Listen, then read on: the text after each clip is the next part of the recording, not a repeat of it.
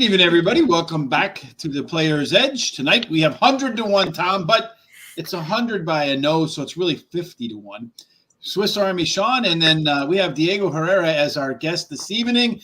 The last time we had Diego on, well, he chimed in to harass one of his friends a little bit, Giovanni Franco. Sean, we got any surprises for Diego tonight or no? I don't think so, but we'll find out. We'll leave Diego, think about that one. Yes, we'll let that settle in the back of the mind for a little bit. So tonight we're going to go over a couple of stakes races with Diego this Saturday at Santa Anita. Unfortunately for Diego, he has an unscheduled time off. We wanted to kind of get into a little bit like that. So when jockeys get days, Diego, can you kind of walk us through what that process is like? Do the stewards call you in and say that's it, or do you get some say? You get to argue a little bit. How does that whole process work? So that whole getting days, it's a sticky situation because you have if the stewards give you the option of appealing, you can appeal them, which means you can push them back until the stewards say. So it just kind of depends on what you get days for. So for whipping, most of the time you'll be able to appeal them, but other things, like riding careless or other reasons of suspension, they kind of, it's up to the stewards if they want to excuse that. But most of the time, they're appealable. And in my case, they let me know that I could appeal them. But I've been riding for a year and a half, and I've been going pretty strong at it. Most of my career I've been going back and forth between Los Al and Santa Anita. So I think I took it as a great opportunity to take some time off and really analyze what the rest of my career is going to be like, and just kind of give my body a rest. Going day and night, it's pretty hard, and just kind of I'm young, so I don't want to burn myself out so fast. I got God willing, I have a lot to go and a lot of horses to ride in the future. So just trying to look out for myself and for my future. Speaking of the future, in the Jocks room, considering like the state of racing in California, you got great facilities out there, unquestionably. Santa Anita, considered the most beautiful track on the planet, but it seems like they have a hard time attracting some bigger fields. Some of the like Flavian Pratt leaving. Do you guys in the Jocks room talk about like the state of horse racing in Florida? I mean, in California, you guys at all worried about that? Yeah, it's something that we always have in the back of our head that we're kind of going south. Where it comes to horse racing and here in California, but we try to keep ourselves positive without thinking much about what could happen. But it's always in our back of our head, and it's always kind of something we have to plan for in the future because nothing lasts forever. I think, and one day how things are looking, we can possibly be shutting down pretty quick. And here in California, it seems like we're having a rough time, keeping up with the fields. But Santa Anita and the racing office, they've been doing an amazing job of keeping us safe and not allowing horses to run that aren't supposed to run. So that's a good thing. They're keeping us safe, keeping the horses safe, which is important always. And I think that that's just part of the game. You kind of have to look out for everybody, and even though it means having short fields, 4 3-horse fields, it's kind of something you have to accept and just be happy that they're looking out for us. But it's tough. Sometimes we have a pretty large jockey colony here. There's about 20 riders in the room, maybe more, maybe less, I'm not really sure, but we all need to feed our families. But it gets tough sometimes. It's kind of, that's why they say this jockey stuff isn't just mental, it's not just physical, it's mental, it's mentally too. Tonight, we're also joined by Swiss Army Sean, the man in the background that does everything. Sean, how are you tonight, my man? I'm good. So, Diego, I have a couple questions, and they're actually both kind of what we've already talked about. So, the appeal, I always wonder why every jockey doesn't appeal. Do you have to pay to appeal, or do you get more days added if you lose the appeal? How does that work? No, you pay a lawyer, and the lawyer, kind of helps you fight him. I have never appealed, actually, so I don't know how that whole thing works, but, they told me if I wanted to appeal, it would cost money, and I asked a couple of the jocks how that appeal goes, and I think you do have to pay a lawyer, and he kind of helps you. There's a guy that here at Santa Anita that helps you do that, but I'm not really sure how that works, so that's something I have to do more research on.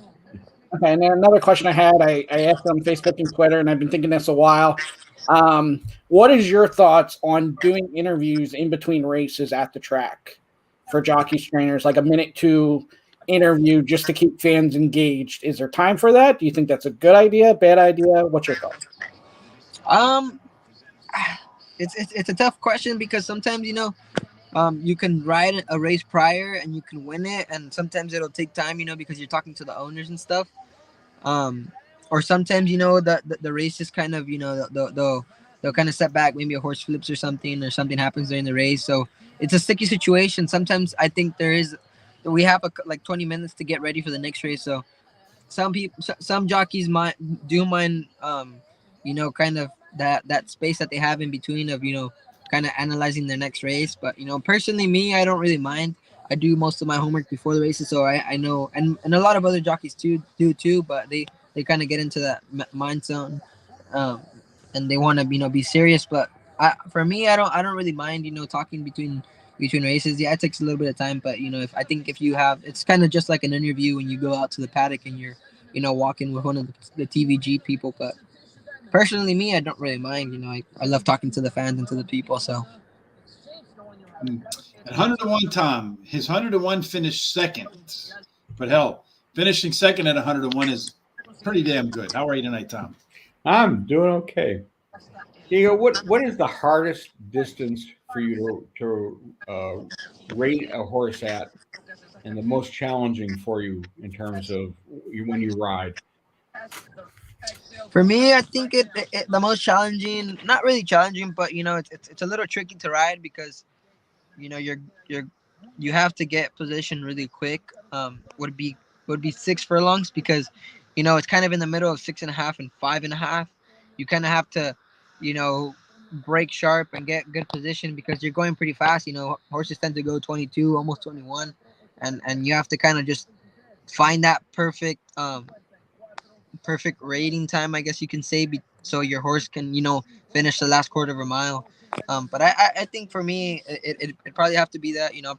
I'm pretty sharp at breaking out of the gate, so I can get a horse running out of there. But it's kind of hard to slow him down in such a It doesn't look like it, but when you're on, and it goes pretty fast, pretty quick. So I think that'll probably be the most tricky because 5.5, 5 furlongs, you kind of just send great position wherever you are and, try to relax your horse. But 6.5 is a little more tricky because you want to go slow the first quarter of a mile so you can have finish quick, but you don't want to go too fast and not have horse for the end. So that's kind of just in the middle. What'd you shoot today? We went to Industry Hills here in, I think it's West Covina. Yeah, Industry Hills in West Covina. Yeah, did you break 100? Almost 102. 102. See, you could have said yeah and left it on either side because no one knows if it's on the better side of 100 or on the underside of 100. When I first started playing, people would say, "What did you shoot today?" And I'd say, "Oh, I broke 100." They didn't know I meant 105, 106. Yeah. So yeah, that's the first goal, right? To get under 100, absolutely, for sure. Yeah. So we're going to talk a little bit about some races today, Diego. Are you ready to talk a little bit about the three stakes races over at Santa Anita this weekend? Yeah. All right. We're going to start off with the Crystal Water Stakes. This one's a mile on the turf.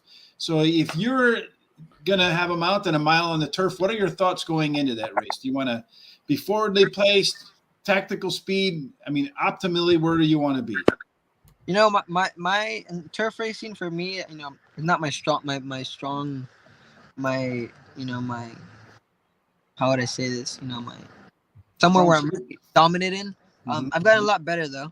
So, I feel like, mid pack is where I want to be. I like when a horse is pulling me, and I can sit behind horses and kind of analyze that race from behind. But being on the lead, I won't say no to that, kind of.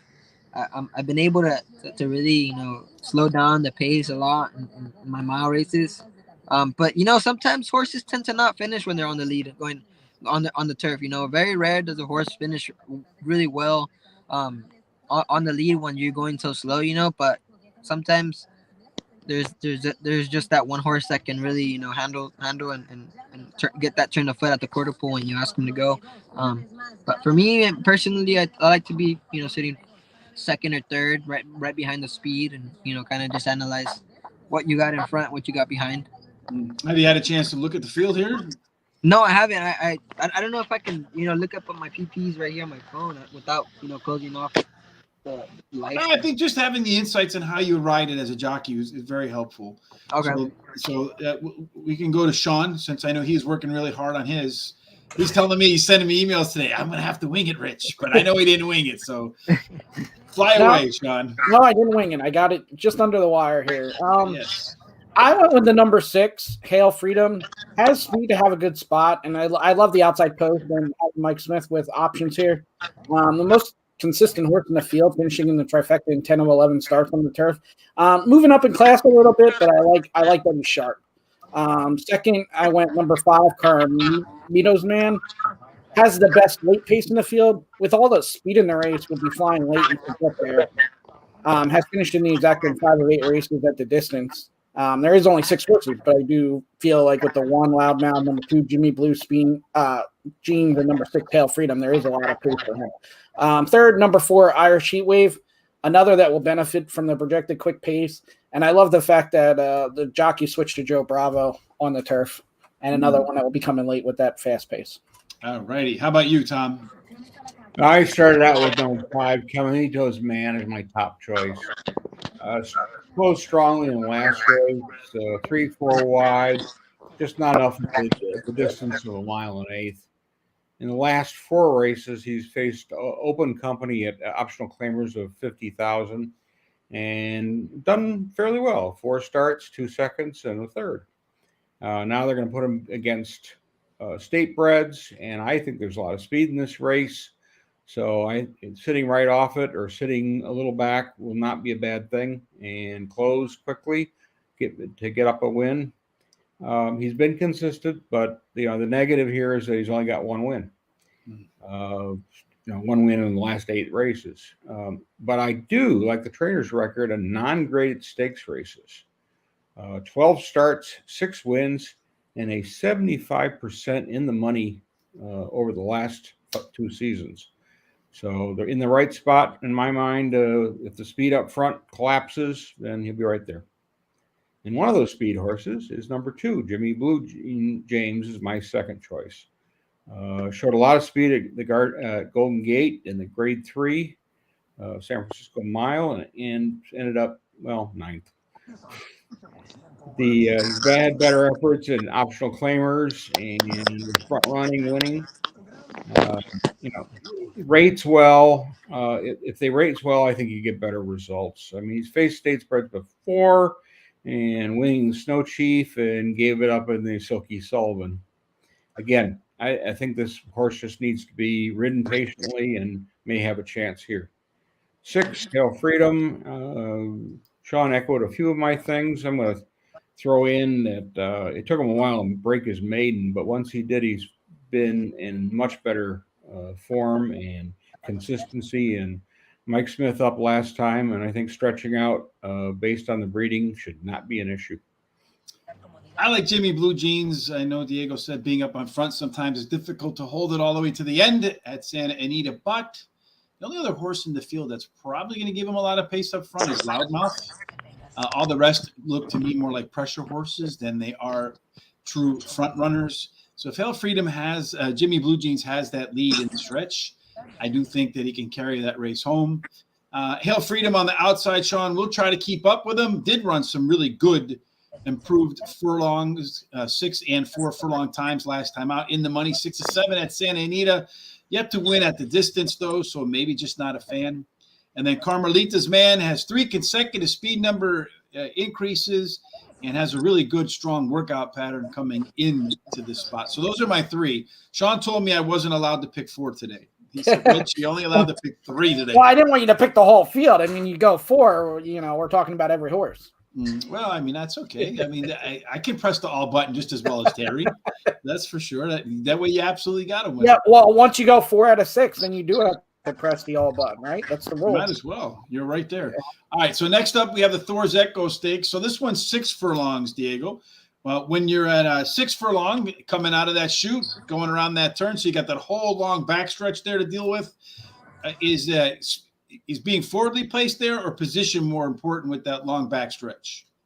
I think with that backstretch, it's very good to be forwardly placed. Me personally, I've had pretty good success right there, and in that back, I've been able. I think it just depends on what kind of horse you have, and jockey wise would be pretty helpful. If your jock can rate your horse and just save that little bit for the end.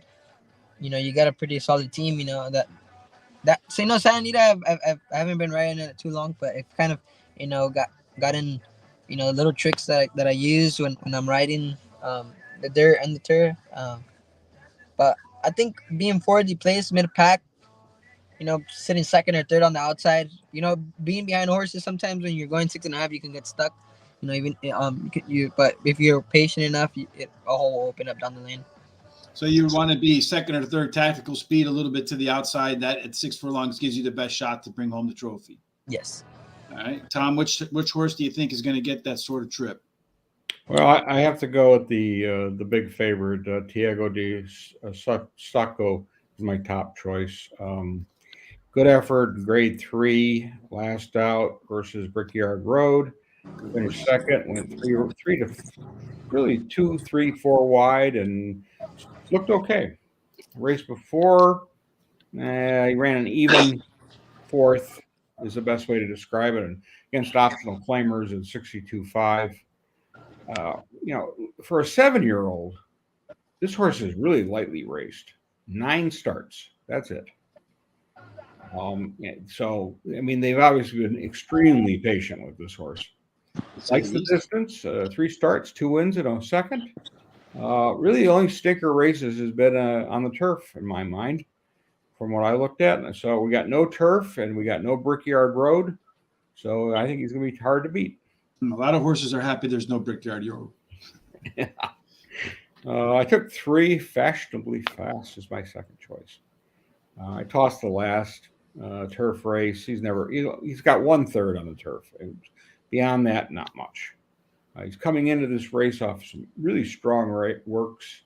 The one that stuck out for me was the 6 furlong work at 1:12.4. He's placed before off layoffs, and that's what I think he can do again. I don't know if he can win. Likes the distance. 10 runs, 4 wins, 2 seconds, 2/3. He's had very good results against state breds in the past, and I don't see why he wouldn't again. Number 2, Desmond Doss is my final choice. Again, toss that turf race. He's off slow. They put blinkers back on after 4 races without blinkers. He returns to the dirt, which I think he prefers. And I think the layoff, that's okay. Works are good, nothing great, but they did work him out of the gate twice. And since they've had some slow beginnings in the past, good idea. Why not? He's won a stakes race against state breds at a mile. Now he's coming back at 6 furlongs, second race. The only time he ever raced in 6 furlongs was in a maiden. So I don't know if he'll win, but I think he can hit the board. Sean? So this race is going to kind of sound familiar like the last race, although I feel like the pace is a lot more important in a dirt race than a turf race. But again, short field, I see 3 horses that could go for the lead: Moose Mitchell, Fashionably Fast, and Good With People. So I'm going to go with that outside post again because I think Good With People got options here, doesn't need the lead, has the speed inside of him. He has been off for 9 months since being pulled up and walked off in a turf race. Obviously didn't really care for the turf and something went awry there. Looks to be training fine, looks to be fine, looks to be a good spot. Was very consistent before that race, and 2 for 2 at the distance. The horse is finished in the exacta 7 of 11 career races, just very consistent and has options in here. Number 2, Desmond Doss, another one that's been off for over 7 months. Really like Santa Anita in the dirt. Has finished in the exacta in all 4 of the Santa Anita dirt races. Will be coming late, which, like I said, is a good thing here with 3 speed horses. And then I went with the favorite, number 4, Tigro de Slugga. This one, second start after a year layoff, drops in class, coming out of the grade 3 race where he finished second. Like Santa Anita and really likes the distance, winning 2 of 3 with a second. So how many do I get to pick this time, Sean? Well, you get to pick 3, I guess. No, this is a 5-horse field, so it's a shorter field. I figure with 5 horses, I only get to pick 3. Diego, if you're on a mount in a short field like this, do you want to get to the front? Do you feel like that's the best place to be in a short field, or do you want to kind of like rate right off the leader? I think being on the lead, short fields, it's a lot easier when you can tuck behind a horse because your horse will kind of get that aggressiveness if you have a horse that likes that kickback and being behind horses. But in the short field, I personally like to be either on the lead or sit in second or third. It's very hard to come from behind where horses get their hearts big and they keep on going. They don't see nobody else and they keep on going. So I think that's a big factor in short fields, and not a lot of people think that that a horse can go 21, 44 and keep on going when it's a 4-horse field, but horses are smart and they keep on going when they don't feel nobody, when they don't see nobody. So I think that's where I don't want to be personally, not going 21, 44, but at a decent pace, that'd be a very ideal trip for me. Yeah, I've seen a lot of those short fields. It seems like you win the gate, you win the race to the quarter-mile marker, you win the race, unless there's like one horse that's just so much superior to everybody else. Sean, I agree with you. So that means this horse has not got a chance. Good with people. Been off for a long time, but the workouts say that the horse is there. It's been, its career facing some of the really high-quality company as well. As you mentioned, the horse has done exceptionally well, hitting the exacta 7 out of 11, but impressively won 4 out of 8 races on a fast track, in the money 7 out of 8 on a fast track. It never rains in Southern California. I think there's a song in there somewhere. So I'm going to go with Good with People off that long break, because I feel like of all these horses in here, there's 4 of them, the 2, the 3, the 4, and the 5 that are interchangeable. And I suspect coming off that long break, you're probably going to get the most value with Good with People. You're certainly not going to get any value with the 4-horse. That's probably going to be the favorite. Tigre dos Lugo. Did come off the bench, as you mentioned, ran a triple-digit speed figure after being sidelined for more than a year. My only concern is you come off the bench, you run a big number like that. Are you going to move forward or are you going to bounce? I've seen probably 50-50. It goes either way. And then Desmond Doss is my third choice because I get to pick 3, says the boss, Swiss Army Sean. This one never ran off the board on a fast track in 6 efforts and has a pair of wins and seconds in 4 starts at Santa Anita, so likes that Southern California track. I think that race will set up perfectly for that horse Tigre de Sugo, because there's a lot of speed. I overlooked that race on Incubase, and I saw Moose Mitchell will definitely go to the lead, and I think anybody that has a little bit more speed will sit a length or 2 off of him, and Tigre de Sugo with that dream trip, right behind horses or even on the outside, and just come and try to kill him at the wire. Sweep around them and bring home the W. You've been on Moose Mitchell too. Can you talk a little bit about Moose Mitchell? Yeah, that was my horse. I was supposed to ride him, but with having days, I wasn't able to ride him. Yeah, that horse, I personally think he runs better off the pace and behind horses, but he's a very tricky horse. He doesn't really like the dirt in his face, so it's pretty hard to be behind horses when you have a horse like that. But I think that horse. I worked him last week, and I think if he can rate, and not go so fast the beginning part. I know Ricky Gonzalez has a really good cock, and I think he's going to do very well with him. I think if they can go, slow down the first part of the race and finish up, I think they could be really tough. That horse has a lot of heart, so that'll be a horse to keep your eye on in that race. It's a really tough race. Like I said, Tigre Suble will probably get the dream trip. Just sitting right off the pace and coming and killing him at the wire.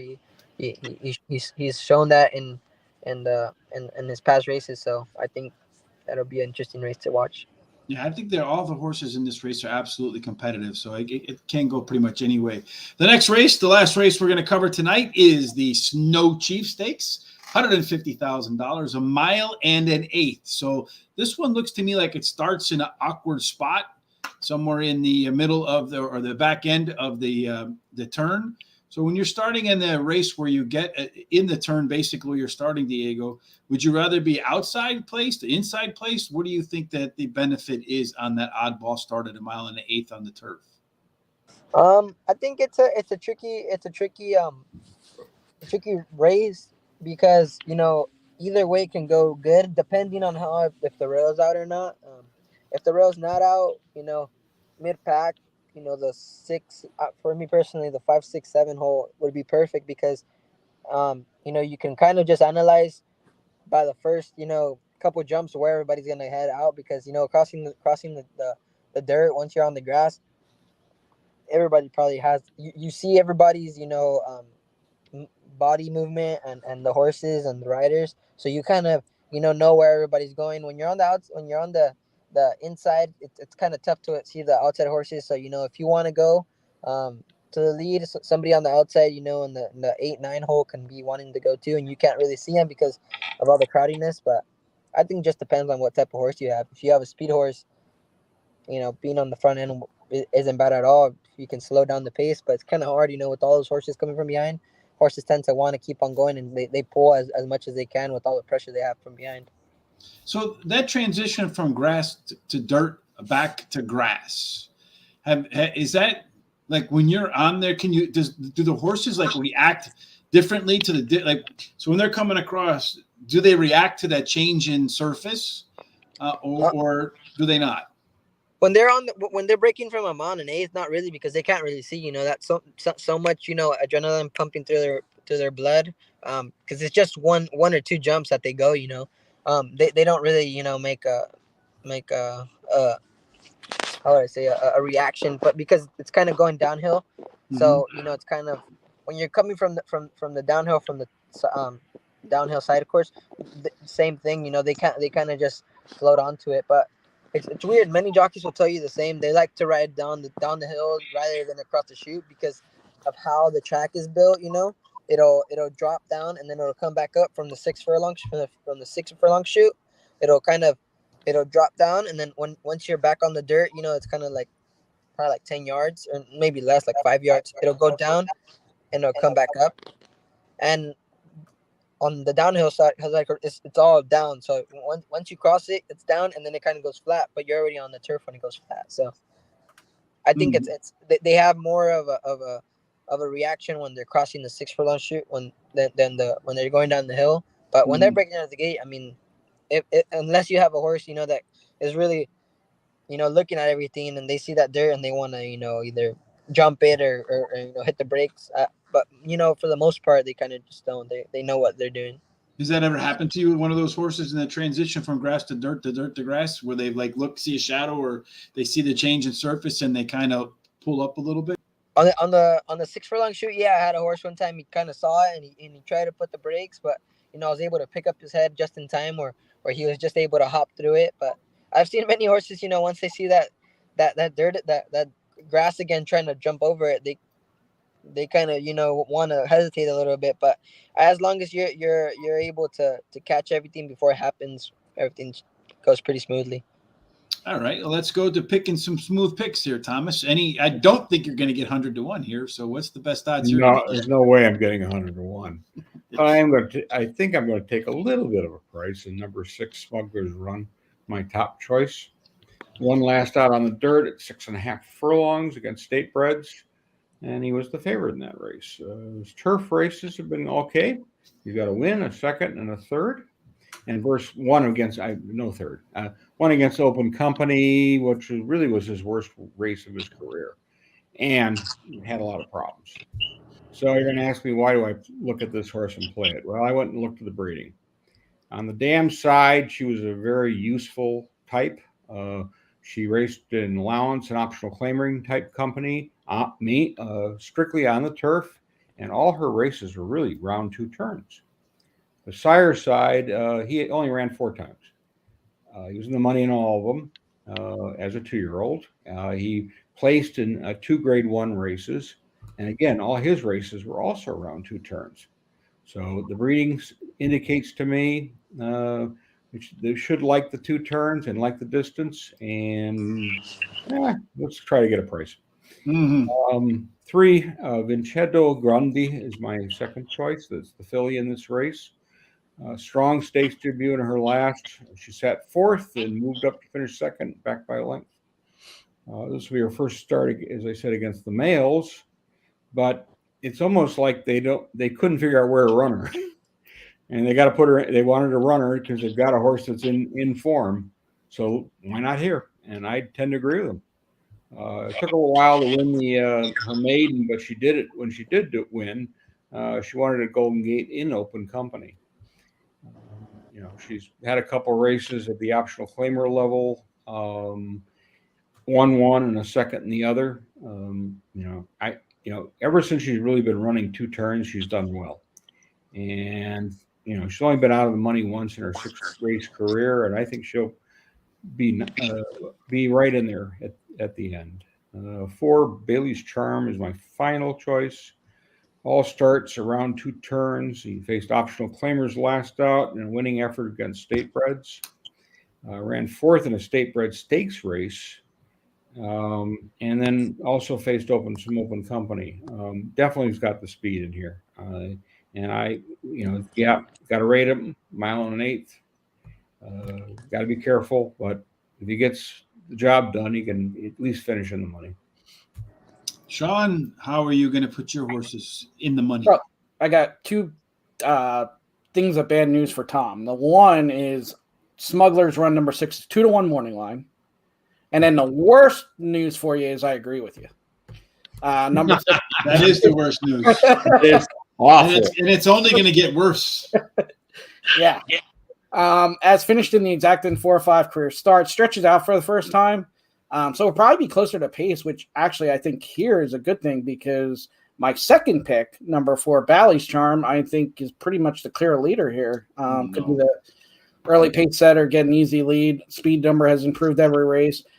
Same jockey, Jessica Pfeiffer, has ridden him in all his starts. I think gets the pace advantage here. Then number 1, Royal and Rando, should close and get a piece. Has a very good 3-year-old campaign compared to his 2-year campaign, and seems to be really improving. Well, I was worried, first of all, that I agree with both you guys on Smuggler's Run as my top choice. Okay, so then Sean goes with my second choice in a row, Bally's Charm, and I'm like, oh, man, he's going to make it 3 for 3, and he goes with Royal Rando, and I'm like, I have Worst Reed Sanchez as my 3rd pick. And since I'm only allowed 3 picks, I can't get down to Royal Rando. But Smuggler's Run is 2 for 2 on a fast track and been training lights out since his last race on April the 9th. Bailey's Charm did spend a little bit of time getting a little bit of rest and then came back to run 1 mile more than 2 seconds faster in the first start following that rest. And the resume says that Bailey's Charm should be as good, maybe a touch better in the second start off the bench. And then finally, Worst Reed Sanchez is one that should be coming hard. This is Sean horse all the way. There's pace everywhere. All the horses are going to be fast. This one's going to get the advantage and come off the pace, baby. I don't see a lot of pace in here, though. But anyway, this one has gotten better in the last part of the race in 4 consecutive races. Sean's closer bringing us home to wind up the races today. All right, Diego. So you got a little bit of time off coming up. What do you plan on doing? Some more golf? Going to go fishing? What are you going to do? A lot of golf. A lot of golf. Going to work on your game. What's the best part of your game?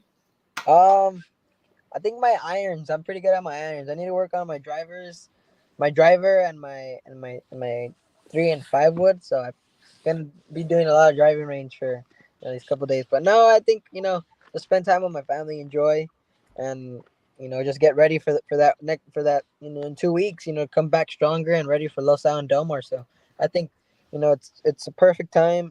Nobody wants to get days and nobody wants to take a vacation like this, but I think it's kind of just God's way of telling me take a break and analyze what you want in your future and get ready for what's coming up next. I think I just have to be patient and wait for my turn. So I want to know why when we had Giovanni on, there were so many people in the comment section. Where are all the people commenting for you, man? I don't know. I don't think they knew I had the interview today. Oh, you hid it from them. Is that what happened? But we said it on Tuesday. Yeah, I think they're all with family, so that's good. The bad thing that we were all golfing that day, so we were all together. Yes, indeed. So that's pretty funny. Well, we do appreciate you coming on again, Diego. It's always fun. The upstanding young man headed in the right direction. We always appreciate that 100% for sure. Tom might not be here now, But tomorrow he and I will be back together. There he is. Tom and I will be doing Chester tomorrow at 4 on Fridays. Tom will have a lot of Chester trivia for you tomorrow too. That'll be at 1:00 p.m. Eastern. So make sure you check that out. I'm not quite sure of what Terry and I are going to do on Saturday. He's not feeling well. So we wish Terry the best, that he recovers quickly. So I'm not sure if we'll be doing stakes races on Saturday or not. We'll return on Monday, as always, with our You can always do pork chop races. yeah, we can do that maybe. All right, Diego, we appreciate you coming, my man. Have a great night. Good luck getting that 3-wood, 5-wood, and driver game ironed out. It's been something I've been trying to chase down for, 20, 25 years, and I still hit a few. And then the good news is they go that way. When I was your age, many of those and the golf clubs ended up in the water. So that doesn't happen anymore. All right, everybody. We appreciate you joining us tonight. Want to say thank you to Steve Goodrich, along with Ray Sturgeon, Dominic Farna, Mike Watkins, and Robert Bryant for giving us a thumbs up on Facebook. If you like what you see like they did, please give us a thumbs up on Facebook. Follow us on the social sites down there at Horse Race Today. Like us, give us the thumbs up on YouTube. Subscribe as well. And Diego, for those folks who want to keep up with you, you're more of an Instagram guy, right? So where can they follow you on Instagram? Yes, they can follow me on Diego Herrera __ Diego Herrera _ or my Jockey account, Jockey Diego Herrera. You can go follow me there, and I'll be more than glad to answer any questions. That's because all of us boomers do the Twitter and Facebook stuff, right? I do Facebook too. I'm on Facebook too, so I'm on there too. I'm not really Twitter, I'm not really a Twitter guy. I don't know. I don't really understand it. I don't know if to scroll up or down. So, but I'm on sideways works. Well, that's a different app, Tom. Yeah. The sideways, the swipe rights, those are different apps, Tom. Yeah. All righty. Well, thanks for joining us again tonight, everybody. We hope you have a fantastic Thursday evening, a great Friday, a fantastic weekend, Diego. We look forward to seeing you back on the track.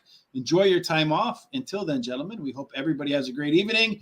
No matter what you do, it ends up in the winner's circle. Absolutely. Have a great night, everybody. Thank you. You too. Thank you.